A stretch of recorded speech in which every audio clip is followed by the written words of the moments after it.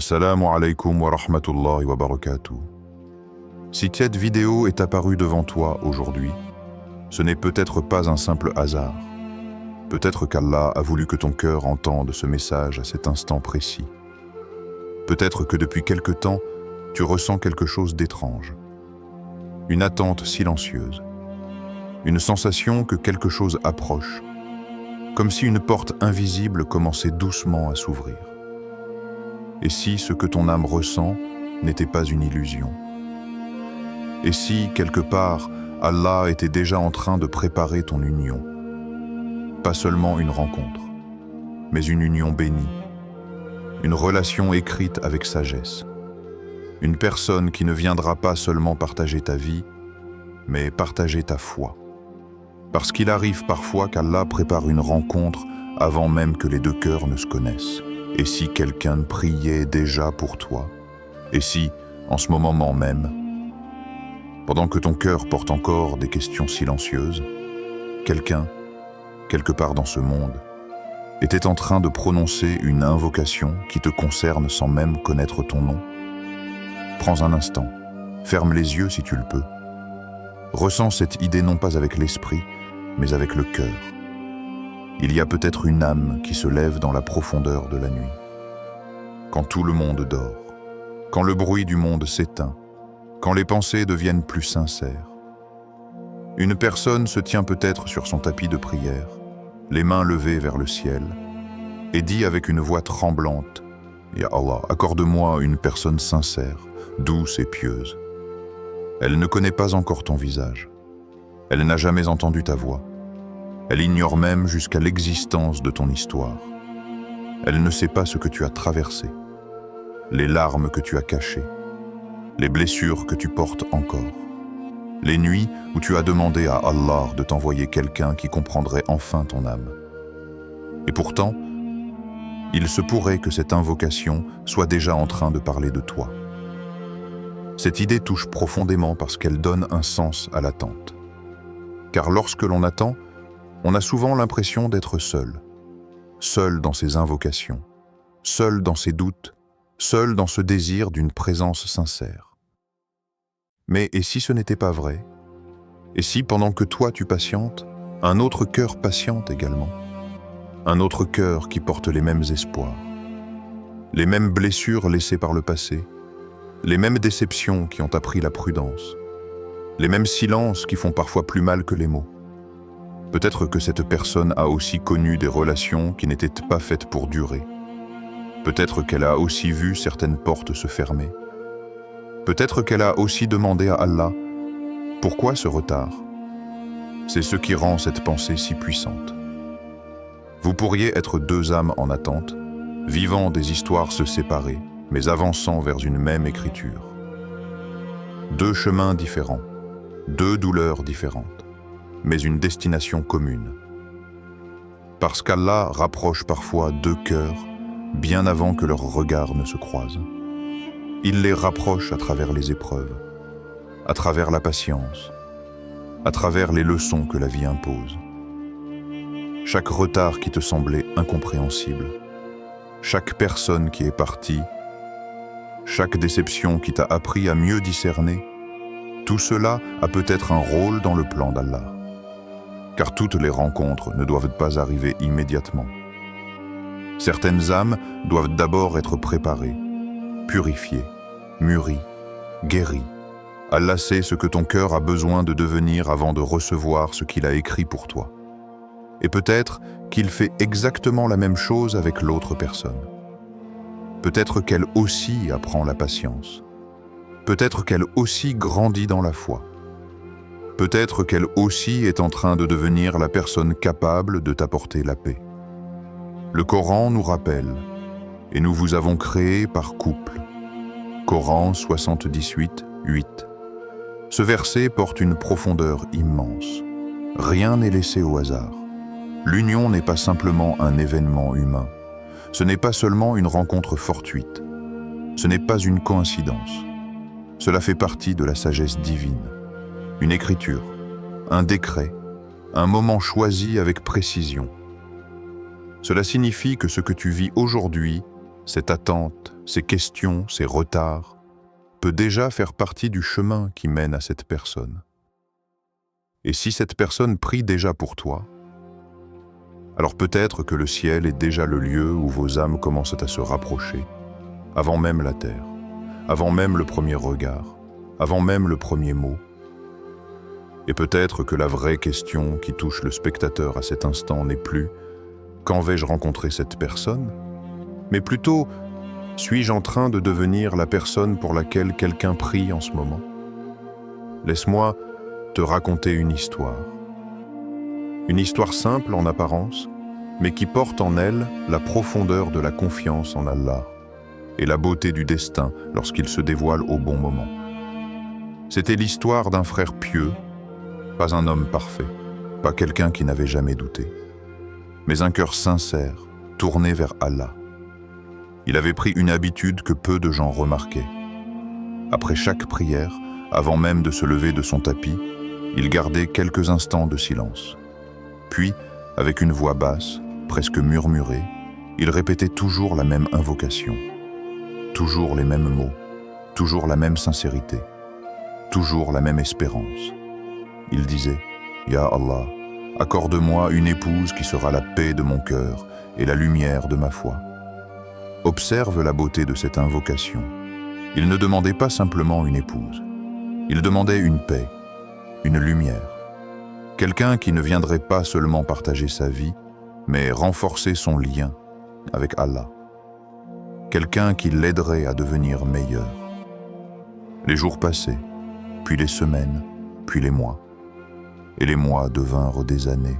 Rien ne semblait changer. Autour de lui, les mariages se succédaient. Des amis annonçaient leurs fiançailles, des proches fondaient des familles. Les maisons se remplissaient de rires d'enfants. Et lui, il restait dans l'attente. Cette attente que peu de gens comprennent lorsqu'ils ne la vivent pas. Ce mélange étrange entre espoir et fatigue, entre confiance et questionnement. Parfois, le doute venait frapper à la porte de son cœur. Pas comme une certitude, mais comme un murmure. Pourquoi pas moi? Pourquoi cette attente? Ya Allah, ai-je fait quelque chose de mal? Ce sont des questions que beaucoup de spectateurs portent peut-être en silence aujourd'hui. Pourquoi certaines prières semblent répondre immédiatement pour les autres, mais pas pour soi? Pourquoi certains chemins s'ouvrent vite, tandis que d'autres restent suspendus? Et pourtant, malgré ses pensées, il continua. C'est cela qui rend son histoire si puissante. Il n'a pas cessé. Il n'a pas abandonné. Il a continué à faire confiance. Une nuit, après le tahajjud, alors que le silence enveloppait tout autour de lui, quelque chose changea dans son invocation. Ce n'était plus seulement une demande, c'était un abandon sincère à la volonté d'Allah. Il leva les mains et dit « Ya Allah, je remets mon destin entre tes mains. Donne-moi ce qui me rapproche de toi. » Cette phrase transforma son cœur. Parce qu'à cet instant, il ne cherchait plus à imposer son propre timing. Il remettait son histoire entre les mains du Créateur. Quelques mois plus tard, sans l'avoir cherché, sans plan, sans effort particulier, il rencontra une sœur dans un contexte familial. La rencontre fut simple, pas de grand spectacle, pas de scène dramatique, pas d'émotions exagérées. Seulement une conversation respectueuse, une douceur dans les échanges, une pudeur dans les regards, une sérénité inattendue.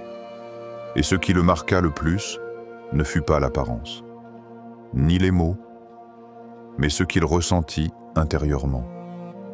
Une tranquillité, une paix profonde. Comme si son cœur reconnaissait quelque chose qu'il attendait depuis longtemps. Pas une passion aveugle, pas une émotion qui brûle rapidement, mais une sakina.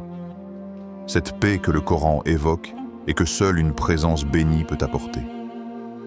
C'est à ce moment-là qu'il comprit. Allah n'avait jamais ignoré ses invocations, jamais. Chaque année d'attente, chaque silence, chaque doute, chaque retard. Tout cela faisait partie d'une préparation. Le moment n'était pas tardif. Il était parfait. Le verset résonna alors dans son cœur. Ton Seigneur ne t'a ni abandonné, ni détesté. Coran 93:3. Cette parole vint apaiser tout ce qu'il avait porté en silence. Et peut-être que cette histoire touche autant parce qu'elle ressemble à ce qu'Allah prépare déjà pour quelqu'un qui écoute en ce moment. Peut-être que toi aussi tu traverses une attente qui semble longue. Peut-être que toi aussi tu te demandes pourquoi rien ne bouge. Mais si cette histoire te parle autant, c'est peut-être parce qu'Allah veut te rappeler que le silence n'est pas un oubli. C'est parfois le lieu où il prépare le moment parfait pour que ton cœur reconnaisse enfin la paix qu'il attend depuis si longtemps. Le mariage approche-t-il vraiment? Parfois, avant qu'une grande bénédiction n'entre dans une vie, quelque chose change d'abord à l'intérieur. Pas forcément autour de toi, pas immédiatement dans les événements, mais dans le cœur, dans cette partie de l'âme que seul Allah connaît parfaitement. As-tu remarqué, ces derniers temps en mi-temps, une sensibilité nouvelle en toi? Comme si certaines choses qui te semblaient normales auparavant ne résonnaient plus de la même manière. Une envie plus profonde de te rapprocher d'Allah. Un besoin presque inexplicable de prier davantage. De demander pardon avec plus de sincérité. De revenir vers lui avec un cœur plus humble. Comme si ton âme te rappelait silencieusement à l'essentiel. Ce n'est peut-être pas un hasard. Car avant certaines unions, Allah commence par préparer l'intérieur. Avant de t'envoyer une personne, il façonne parfois la personne que tu es en train de devenir. C'est une vérité que beaucoup ne voient qu'après coup. Ils pensent que ça, c'est que rien ne se passe, que tout est immobile. Mais en réalité, Allah travaille dans le silence. Il purifie le cœur. Il retire les attachements qui ne sont pas sains. Il te détache des illusions que tu prenais autrefois pour de l'amour. Il te montre la différence entre le manque émotionnel et la paix véritable. Et parfois, cette préparation prend la forme de pertes. Des personnes s'éloignent. Des portes se ferment. Des relations qui semblaient prometteuses s'effondrent. Sur le moment, cela fait mal. Très mal. Tu peux même te demander pourquoi Allah a permis cela. Pourquoi ce refus? Pourquoi cette séparation? Pourquoi cette attente qui semble interminable? Mais il arrive qu'avec le temps, les blessures commencent à parler autrement. Ce qui te faisait souffrir commence à prendre un sens. Tu comprends que certaines personnes n'étaient jamais destinées à rester, qu'elles avaient peut-être pour seul rôle de t'enseigner une leçon. La patience, le discernement, le respect de ta propre valeur, la nécessité de placer Allah au centre de tes choix. Parfois, Allah éloigne certaines personnes non pas pour te punir, mais pour protéger la bénédiction qu'il prépare pour toi. Parce qu'une union bénie ne peut pas être construite sur un cœur encore prisonnier du passé. Il t'apprend à patienter. Et la patience n'est jamais une simple attente passive.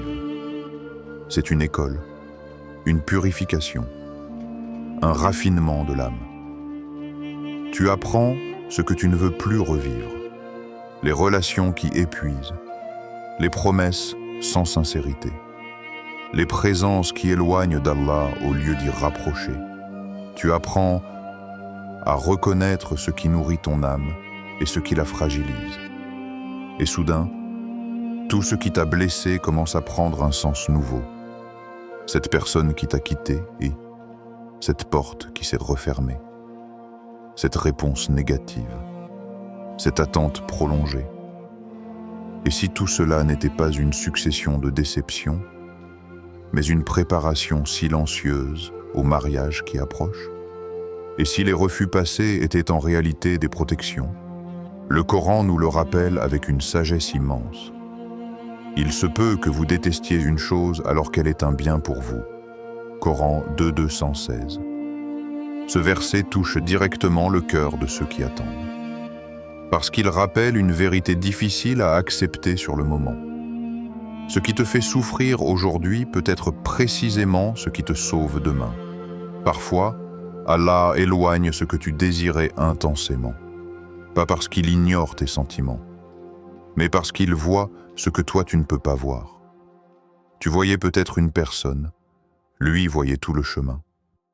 Tu voyais une émotion, lui voyait les conséquences. Tu voyais l'instant, lui voyait le destin. Et si ce qu'il t'a retiré n'était qu'une étape nécessaire pour te conduire vers ce qui est meilleur, vers une personne plus sincère, plus pieuse, plus apaisante, vers une union qui portera la sakina, la rahma et la baraka. Peut-être que le signe que le mariage approche n'est pas extérieur. Peut-être qu'il commence en toi, dans cette envie de devenir meilleur, dans ce besoin de purifier ton cœur, dans cette sensation que certaines anciennes blessures ne te définissent plus, comme si Allah te préparait à recevoir quelque chose que ton ancienne version n'aurait pas su préserver. Et peut-être qu'au moment où tu écoutes cela, ton âme commence déjà à comprendre. Ce qui ressemble à une attente n'est peut-être que le dernier travail d'Allah sur ton cœur avant qu'il n'ouvre enfin la porte qu'il a écrite pour toi. Le vrai sens de l'union, selon Allah. Le mariage, dans la vision de l'islam, n'est pas simplement une histoire de sentiments. Ce n'est pas seulement le battement du cœur. Ce n'est pas seulement l'émotion d'une rencontre. Ce n'est pas une passion passagère qui naît dans l'instant, puis s'éteint avec le temps. Le mariage, selon la sagesse d'Allah, est quelque chose de beaucoup plus profond. C'est une alliance d'âme. Une rencontre écrite avec sens. Une responsabilité sacrée. Une miséricorde déposée entre deux cœurs. Une construction fondée sur la foi, la patience et le respect. Beaucoup de personnes cherchent l'amour comme si le mariage n'était qu'une finalité émotionnelle. Mais dans l'islam, l'union n'est pas seulement faite pour satisfaire le cœur. Elle est faite pour élever l'âme. Elle devient un chemin vers Allah.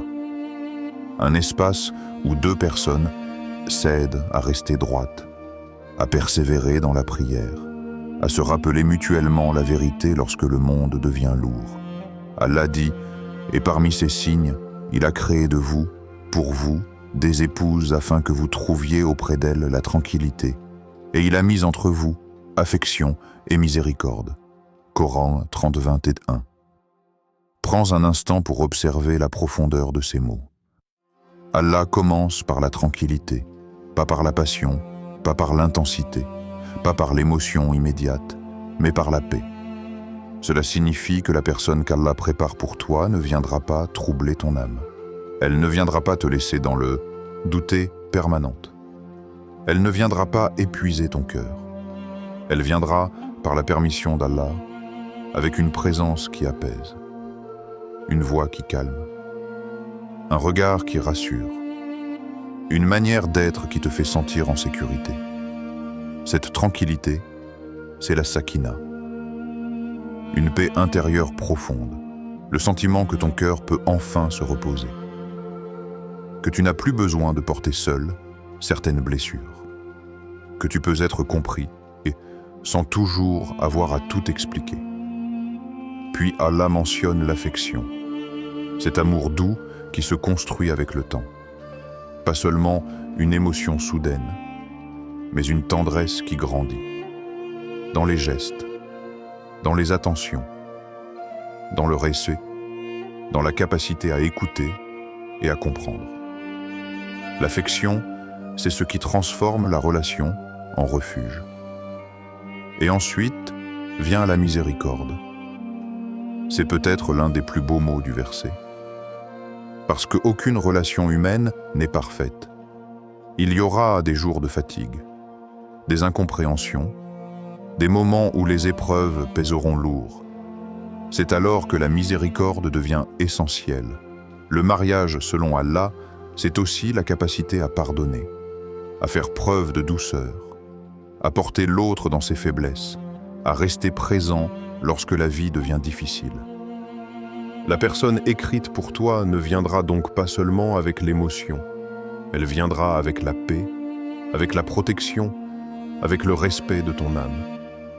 Elle deviendra un soutien dans les épreuves, quelqu'un qui te rappellera Allah lorsque ton cœur se fragilise, quelqu'un qui t'encouragera à rester ferme dans la foi, quelqu'un qui ne détournera pas ton regard du Créateur, mais qui, au contraire, renforcera ton lien avec lui.